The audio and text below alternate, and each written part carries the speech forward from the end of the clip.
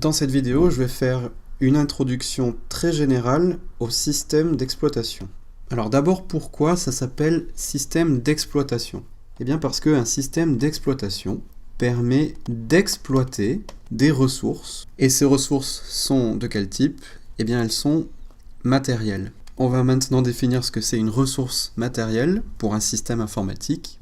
C'est un regroupement de composants électroniques. Ce sont aussi des ensembles de périphériques. Il existe de multiples formes de ressources matérielles, par exemple des postes de travail, des téléphones portables, des ordinateurs de bord, par exemple dans les avions ou les trains, des systèmes embarqués en robotique, et puis tous les éléments qui sont reliés à ces composants électroniques, c'est-à-dire par exemple des souris, des imprimantes, des bras robotisés, des actionneurs mécaniques quelconques, des disques de stockage externes, des clés USB, etc., etc. Les ressources matérielles sont tellement variées que je ne peux pas faire une liste exhaustive.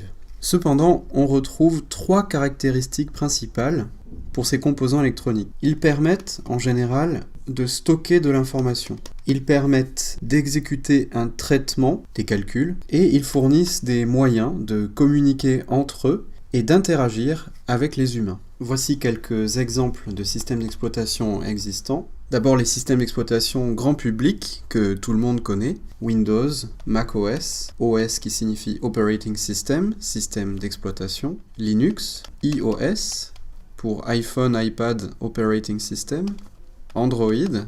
Ces deux derniers on les retrouve en général sur des tablettes ou des téléphones portables.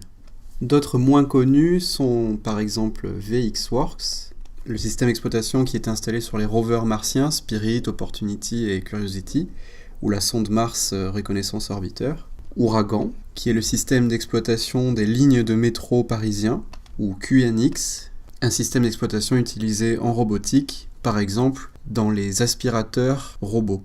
Donc on peut représenter le matériel, c'est-à-dire l'ensemble des composants électroniques, comme une seule entité, et le système d'exploitation qui va englober ce matériel pour fournir des services. On appelle aussi cette couche autour du matériel le noyau. Ces services sont utilisés par des applications qui vont faire des appels système qui eux-mêmes vont gérer le matériel, c'est-à-dire exploiter le matériel.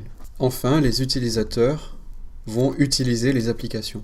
Donc dans le noyau d'un système d'exploitation, on va retrouver trois grandes composantes. La gestion des processus, c'est-à-dire ce qui concerne l'exécution des programmes. La gestion de la mémoire, c'est-à-dire tout ce qui est le transfert des données nécessaires pour le programme. Et la gestion des fichiers, c'est-à-dire maintenir l'ordre de manière en général arborescente de l'ensemble des données utilisées par les applications. La gestion des processus de la mémoire et des fichiers sont les trois fonctionnalités primordiales pour un système d'exploitation. On retrouve aussi la gestion des entrées-sorties, c'est-à-dire tout ce qui concerne la communication avec l'extérieur, la gestion des communications réseau, et également les interfaces graphiques et les interfaces d'interaction avec les humains. Ceci me permet par exemple de créer cette vidéo. Pour schématiser tout ça, on a un humain, utilisateur d'une application. Cette application va elle-même utiliser le système d'exploitation et ce système d'exploitation va exploiter le matériel. Donc l'humain fait une interaction avec l'application. L'application fait ce qu'on appelle un appel système. Et enfin, le système d'exploitation va gérer le matériel et notamment faire des instructions matérielles.